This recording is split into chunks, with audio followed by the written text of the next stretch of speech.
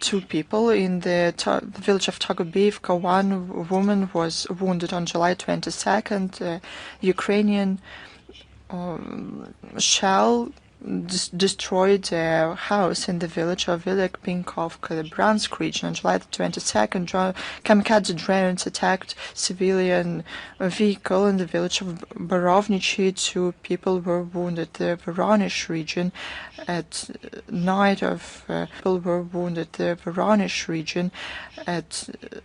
of July 17th, Ukrainian drone debris left 4 people wounded, including 3 underage. The TPR on July 16th was attacked. 6 civilians were wounded, including a 10-year-old child. In the village of Krasny Partizan, 1 woman was killed, 2 people were wounded. In Gorlovka, 1 man was wounded following the shelling, following the detonation of explosive. In the Volkhovanka district, 1 person was wounded on July the 20th. A drone wounded 1 woman in Donetsk. On July the 21st, a drone attacked a passenger bus on July the 21st. A drone attacked a passenger bus in Gorlovka. The driver was wounded in the Zaporozhye region.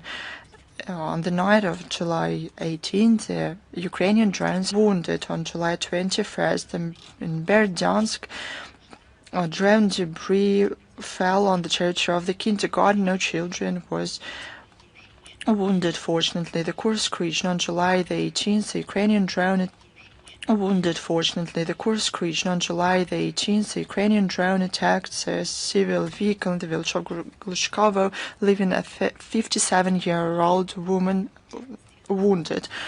On July 19th and 20th, drone attacked in the villages of Lemakino and wounded. These people are 20, 22 and 30 years old. On July 22nd,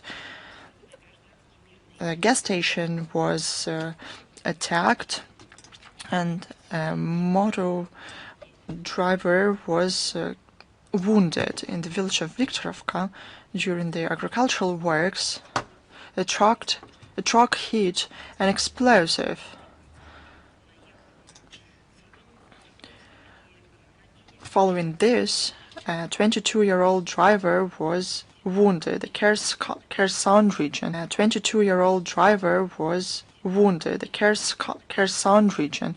On July 19th, the Ukrainian army attacked with FPV drones agricultural market in the village of Veliki Kapani. 2 people were wounded. On July 22nd, in the Golopristan, killed, 3 wounded.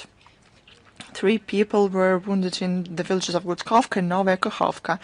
At night, we were informed that Sochi was attacked. 1 woman was killed. At least 1 more was wounded. You understand? You see, it's not attack wounded. You understand? You see, it's not attack against military equipment. This is targeted terrorist attack against civilians. They choose people who are unarmed. They go about their daily routine. They treat people, build things. School children go to school and preschool children do their thing. They are targeted by this terrorist gang, but all of this will be punished. Russian courts continue to pronounce verdicts to Ukrainian neo-Nazis and mercenaries for crimes in the Kursk region against civilians and Russian soldiers. Long sentences in prison were given to Ukrainian militants. Alexei Yashchenko, Viktor Zelenko, Alexander Mikhailevich, Nikolai Melnik and Sergei Tkachenko were given 16 years in prison each. Nazary Kis, Sergei Andreev, Vladimir Pikhotsky, Bogdan Nikiforov, Nikitchenko, Anton Gudimov, Nazar Vavlichenko, Mikhail Belov, and Pavel Karakulin were given 15 years in prison. Vavlichenko, Mikhail Belov, and Pavel Karakulin were given 15 years in prison, given to mercenaries from New Zealand, Jacob Patrick Lynch, Georgia, Georgi Balamize, and Spain, Fernandez Picasso, 13 and 6.5 years in prison de absentia, respectively, were given to American mercenaries Jennifer Ann Mully and Georgia, respectively, were given to American mercenaries Jennifer Ann Mully and Georgia.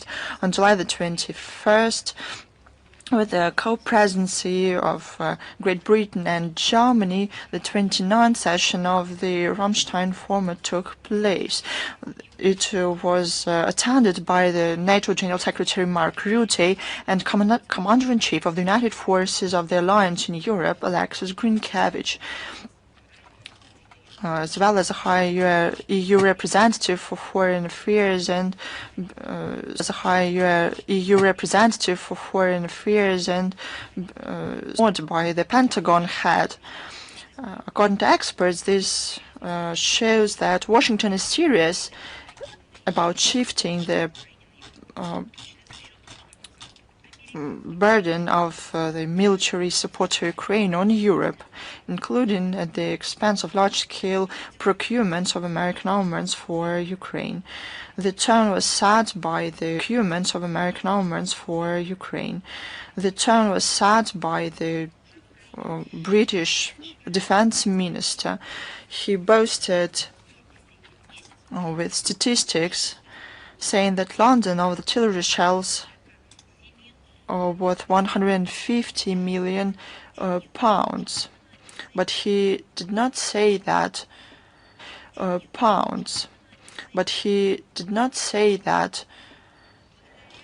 these armaments were used. Children are affected, the very children who are traditionally caused the feeling of pity, at least in words, in London. The photos of these people used by the British diplomats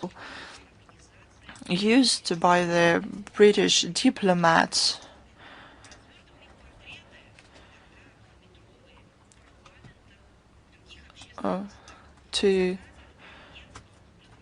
promote human rights for the sake of these very children. But human rights is not there right now. They don't have photos of children right now. They don't have photos of children from kindergarten or teenagers who were killed from the... Don't have photos of those who were maimed among civilians, women and the elderly who were affected and wounded by the armaments supplied by the Westerners. This topic is not in the narrative of the Western in the Western narrative. They're done with it. A minister promised to increase the number of drone supplies to 100,000 items. Yet again, these drones are used to kill civilians.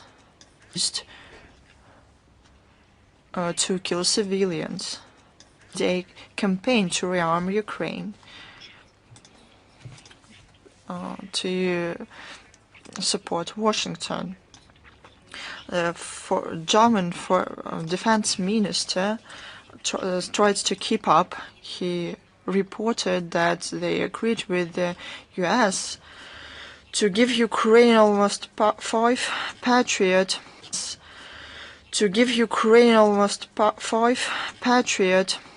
defense systems. And he also said that Berlin wants to supply more armaments to Kiev. No one mentioned how many people in Ukraine and soldiers they put uniform on and were killed. They don't put the uniform on and were killed. They don't increase the arms supplies by some kind of items. They should mention that they will increase the number of Ukrainians killed, because one thing led to another. The Ukrainian regime got the most of this get-together to receive more military support,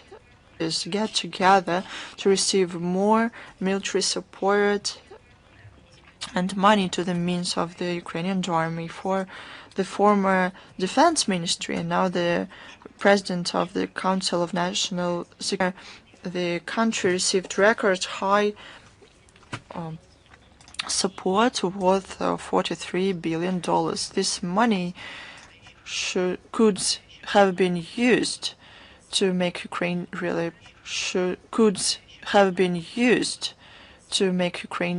establish scientific towns,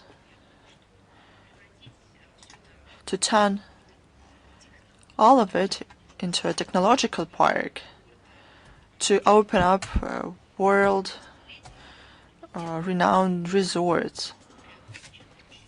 For a number of reasons, including corruption, this country has not been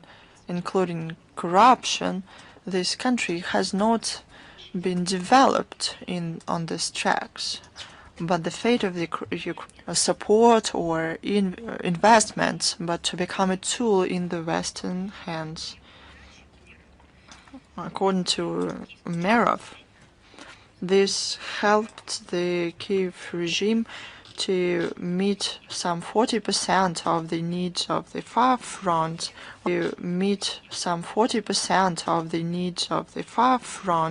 on their own, because they ostensibly invested over the last 2 years of the country. However, the new defense minister said that this money is not enough.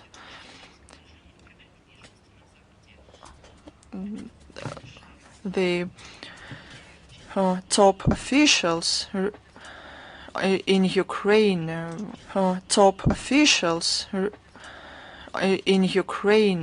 be reported as well. Maybe these flows could track of these flows could be useful as well. That's why they always need more money. According to Shmigal, to cover the deficit in 2025, they need at least $6 billion to be provided by the Europeans. He said that he argued that this yet again money injection will help Kiev to create more drones and to procure long-range missiles to hold the far front and to strike deeper into Russia. The line this performance front and to strike deeper into Russia.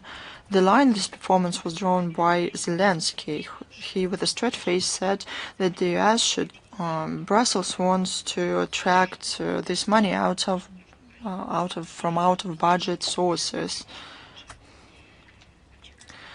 Who will this money end up with?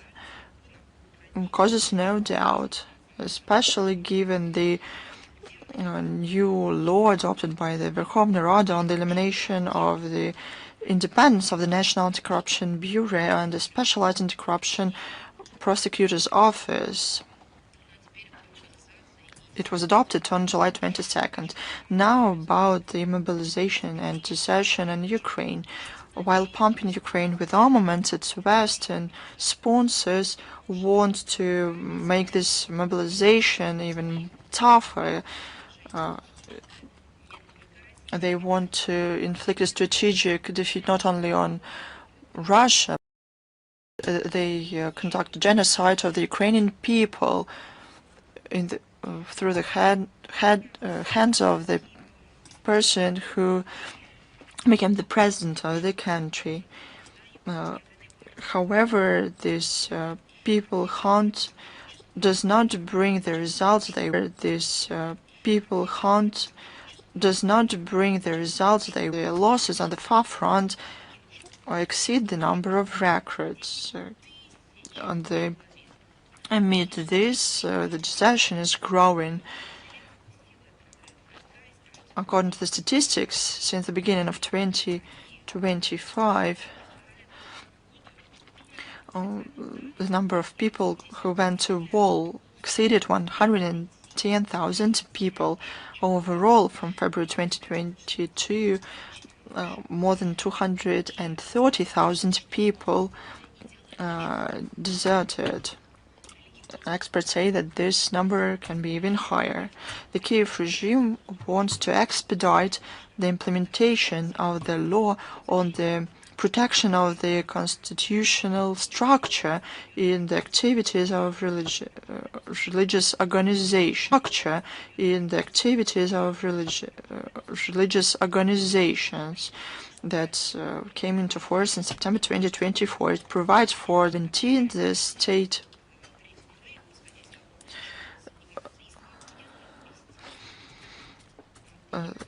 the state service on ethnic policy and the freedom of conscience of Ukraine, sent an order to the Ukrainian Orthodox Church, the violations of the legislation on freedom of conscience and religious organization. But what is this?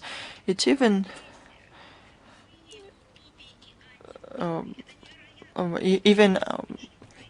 anti-utopias pale in comparison with this. As the reason for this, as the service stated, is the pseudo-research conducted by the service on the signs of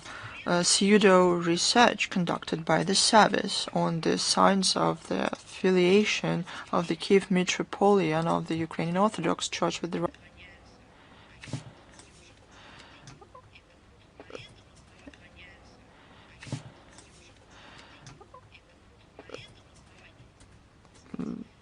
and these conclusions were based on the fact that people in this church saints and have the same prayers. Do they have to eliminate this? They wanted the Ukrainian Orthodox Church to withdraw from the Russian Orthodox Church, and all the priests of the Ukrainian Orthodox Church should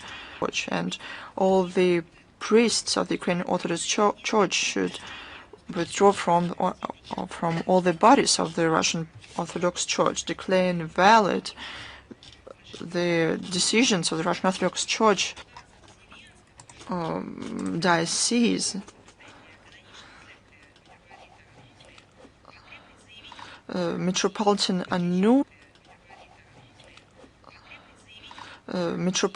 Anuphrius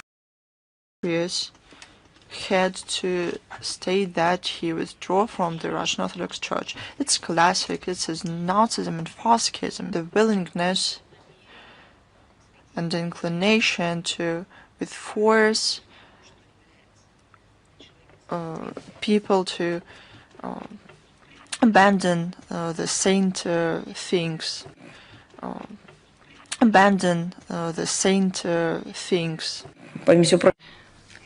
It's a direct link with those times.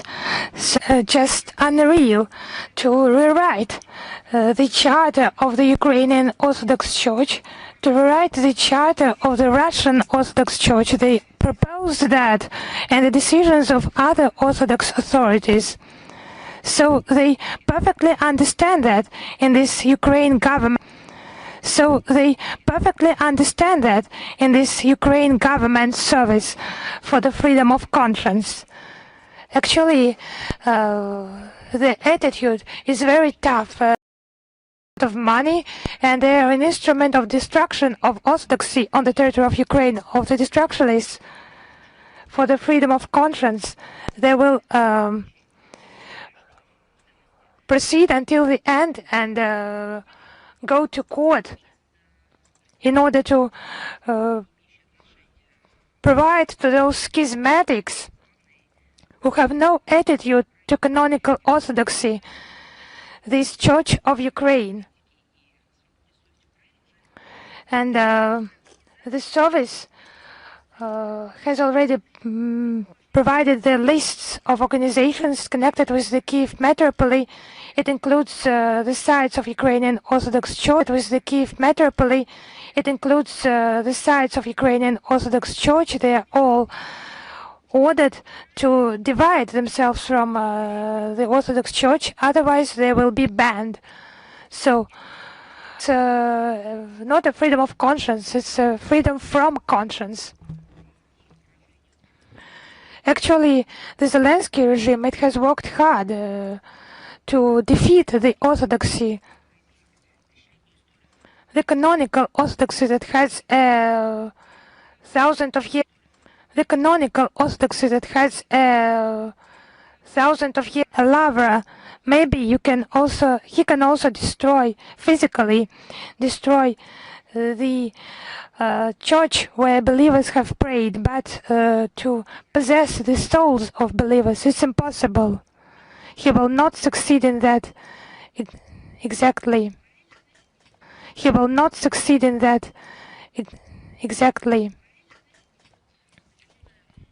In parallel with that, the Verkhovna Rada adopted in the first reading the bill on the fundamentals of the state policy on national memory, which extends the scope of the notorious laws on decommunization and decolonization, as they call that, of all sites dedicated to the history of the Great Patriotic War. Its desecration of the monuments to many Soviet citizens who have sacrificed their lives actually to get rid of this brown plague. This legislative initiative will allow neo-banderites to mock, to desecrate the memorials connected with the Great Patriotic War. The memorials connected with the Great Patriotic War, to destroy memorials to Red Army fighters and their gravestones. Now they will have the so-called National Museum of Holodomor and Genocide has been included as visiting sites for delegation, and has been included as visiting sites for delegation and memorial to the Heavenly Hundred. It has no attitude to fighting Nazism. They will just conceal that with some papers. And this human-hating ideology will certainly be held responsible, and the fate of the Soviet people will be passed by the Ukrainian citizens from generation to generation. One more cultural front fighting. It's the Kiev regime combating the Russian language. They have appointed a new ombudsman. Actually, it's they called it language ombudsman to protect the language. Language ombudsman to protect the language. In common language, you can call her Expressionführer. It is a philologist and folklorist, Elena Ivanovskaya. Any audio statements, but the current Madam Ivanovskaya, she just outdid him. At first, she requested to take the Russian. At first, she requested to take the Russian language away. Just think about it. The Constitution of Ukraine guarantees, as it said, the free development, use, and the protection of Russian and other languages of national minorities on the territory of Ukraine. The violation of their own obligations in human rights is just obvious. They are not allowed to study media material. Obvious. They are not allowed to study media materials, to read books, to watch TV, to study scientific communication in unofficial situations, but I do not know how they will control in which language people think. I expect that there will be another pseudo-law written about that in Ukraine. Actually, the Ministry of Justice has made an advertisement video where the employees demonstrated phones with a photograph of the minister in them, but the interface in the phones of those officials, that was a Russian language interface, as it has turned out. It's just violent. It's just the change of the language. It's just violent. It's just the change of the language. Nazis target the Hungarian, the Polish languages, because the language diversity is viewed by them as an obstacle to building a mono-ethnical state, where there is a place only for one people, one language, one faith, and so on. And it's just not naturally developing, but violently formed, naturally developing, but violently formed, and testify about the relevance of the special military operation, and all its targets will be achieved, as the Russian government has repeatedly stated. We have also drawn attention to a statement by the Romanian Ministry of Defense about the violation of Romanian airspace by Ukrainian military aircraft, allegedly for. It's just some mild signals. It's just normal. It was their allies that have arrived, and allegedly it was no threat to life and security, but it's in contrast with hysterical reaction by Bucharest, when it just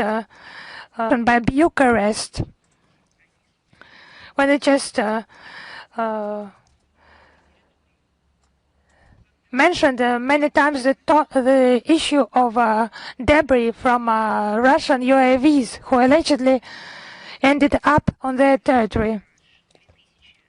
In region, it was received from the French around half a year ago.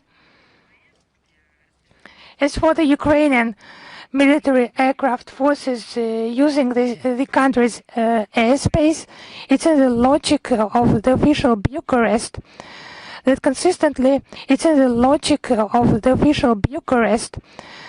consistently, without taking into account its own interests and the support for Zelensky gang, it's a step to catastrophic degradation of the European security. The Romanian authorities do not think about the risks. And ignore the demand for someone else's fighter aircrafts in the sky, and ignore them. Think that it is better. About the presentation of another book by Maxim Grigoriev about the crimes by Kiev regime in the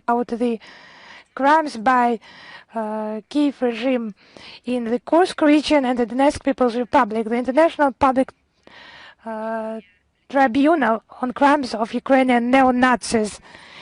It's literature that is very difficult to read. It's about the beastly crimes of the Kiev regime, but you need to know about that. Of the decision to conduct a special military operation, and it's our common task to do our best for all the guilty in those atrocities to be duly punished. Those crimes by the Kiev regime have no statute of limitations, and we will continue to tell about them. The links for accreditation will be posted in the version of the Today briefing, and the materials on the outcome of this event, they will be available on our resources. They will be available on our resources. In connection with the Kursk region that started on the 6th of August last year, there is a photo exhibition, Kursk Character Afterward, posted on the website of the Russian Foreign Ministry.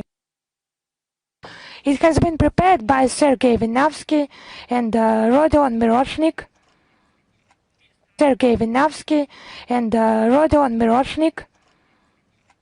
Participated in the preparation. The Rostov region Legislative Assembly is the first project telling about events on the territory of the Kursk region in 2024-2025. The exhibition will present materials by Russian photographers Sergei Vinavsky, Ekaterina Zatalokina, Danila Dmitrikov, and Anna Dolgorova.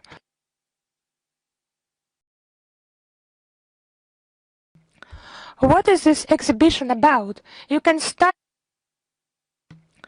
What is this exhibition about? You can start daily routine of people who had to put up with life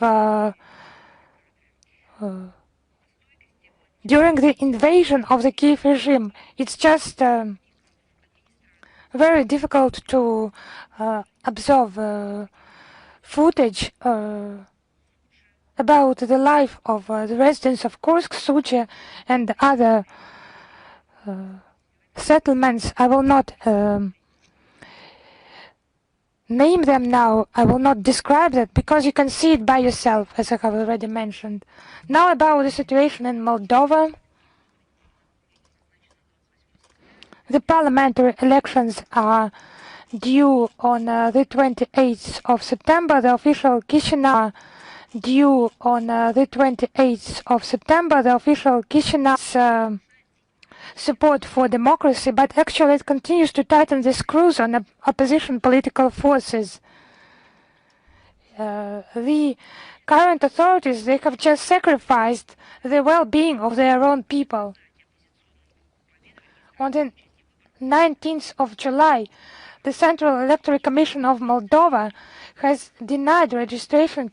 The Central Electoral Commission of Moldova has denied registration requirements of the election legislation, and they have requested the end of activities of 4 parties participating in this political bloc: Renaissance, Victory, Alternative and Salvation Force for Moldova, and Chance. It's just a copy of the Romanian scenario, when the alternative forces are actually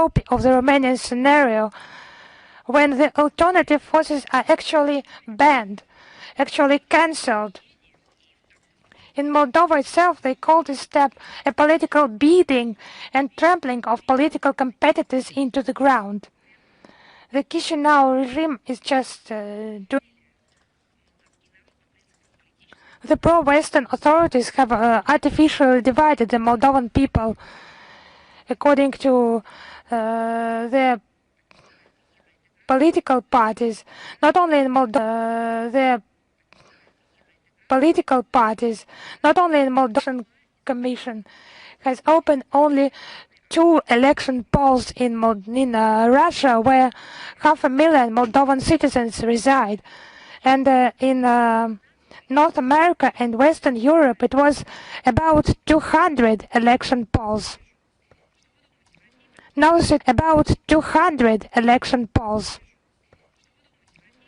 the situation is repeating. On the 15th of July, did its proposal on election polls abroad. So in Russia, there were just queues. Many people standing in queues trying to get to those election polls. Have they taken that into account? No, they just proposed to open only 2 election polls in Moscow, in Italy. 6 in France, 26, Britain and Romania, 23, respectively. So let us cite the numbers. For 250,000 Moldovan citizens in Italy, it will be 73 election polls, election stations, and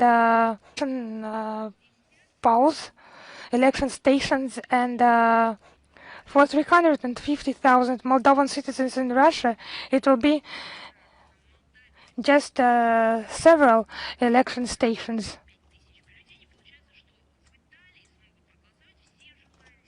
So in Italy, everyone who is willing to vote will be able to do that, and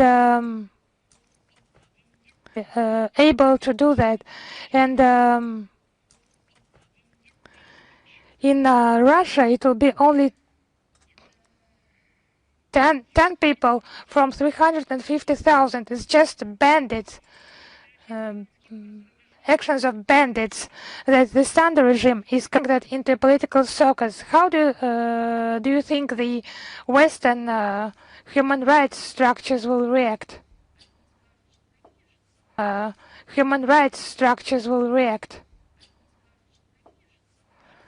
For this number, disproportionate number of election stations. So actually they will mention the violations, but there is no justice here. Because initially it's just the violations that make the outcome on the legitimacy, transparency. Those statements are so they just support the voting of the diaspora in the West. It's just using technical means in order to influence the outcome of the elections.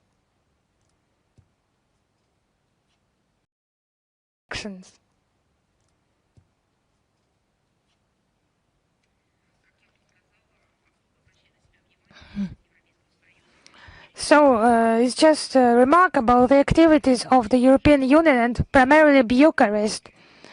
Romanian ambassadors just visit Moldova non-stop.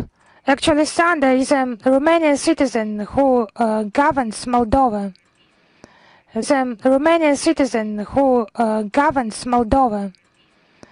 Choice. Actually, Moldova is a European country. So what choice are you talking about? The country is on the territory of Europe. They are mentioning endlessly the Russian propaganda. What propaganda do you mean? We'll just cite numbers and facts and reply to their Russophobic statements. And Sandu has literally mobilized the Romanian voters with Romanian passports during the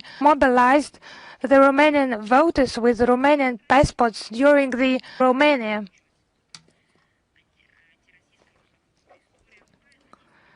They just cite endlessly this Russophobic story, anti-Russian narratives, and pro-Russian influence allegedly used in Romania to support the political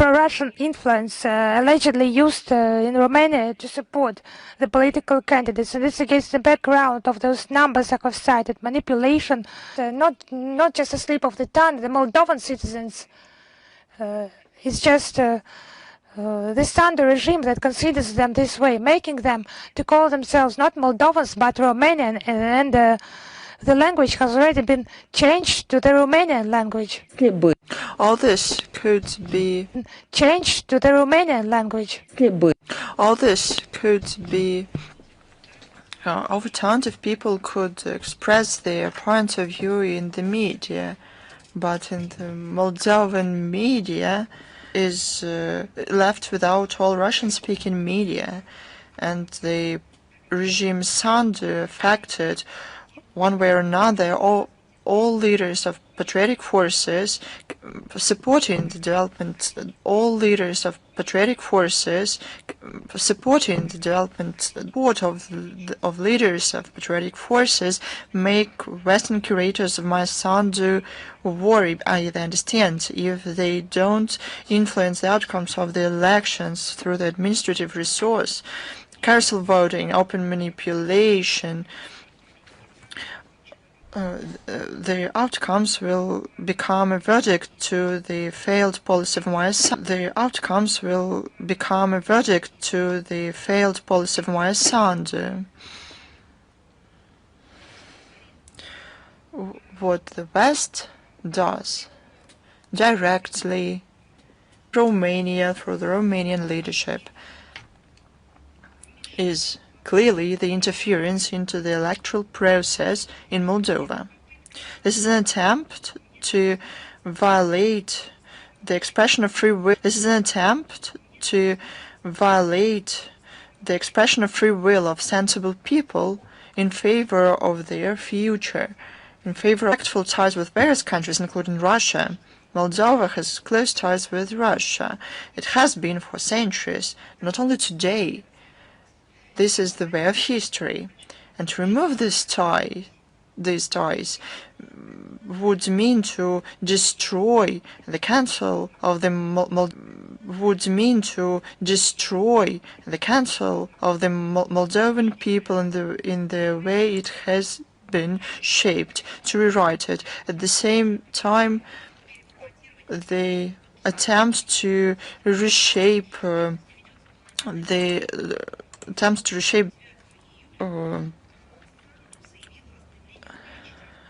meet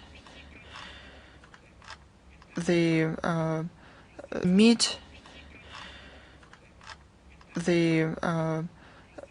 interview to an Austrian media outlet, President Sanders said that she wants to increase the military spending up to 5% of the GDP. It is clear that they wanted to please the West, but the country lacks resources for this. Even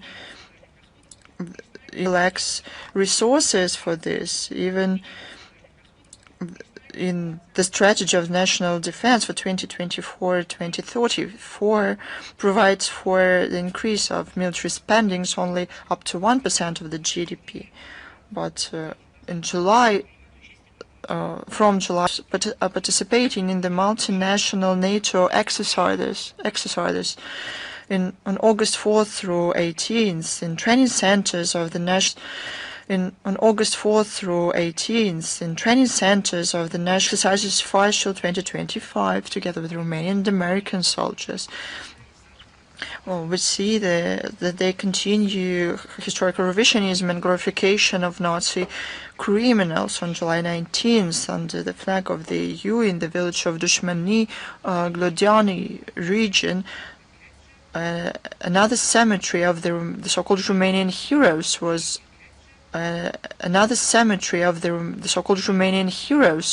opened for ostensibly a crusade against the Bolsheviks, end of quote.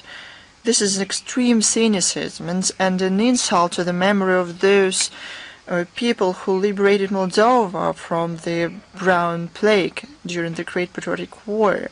But they liberated Europe as well, but as we see now, Europe is not really grateful for that. We always talk about the outcomes of this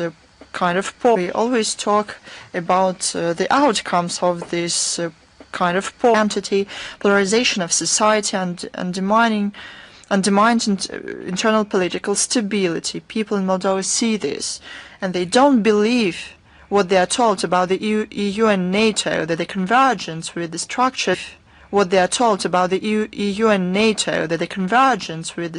Wish them stamina to fight for the country and not give up. This is the NATO statement on July 18th and about ostensible involvement of Russia to cyber attacks. It's fake, of course, and politically motivated on top of it. Fake, of course, and politically motivated on top of it. Capitals, characteristic of them, they give no proof, and you know why? Because they don't have any proof. Because if they had any, they would show them. We very revealing. We see the words of the CIA and Director of National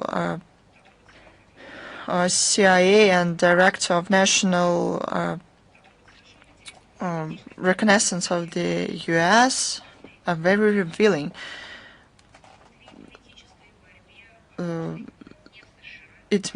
They said that the Obama administration elections, and it started the endless flow of lies, and Russia was accused of any kind of cyber attack since then. Would like to remind the West since then. Would like to remind the West the intergovernmental roster of contact points to respond to computer incidents. This mechanism helps operative contacts between specialists of various countries to exchange the relevant information.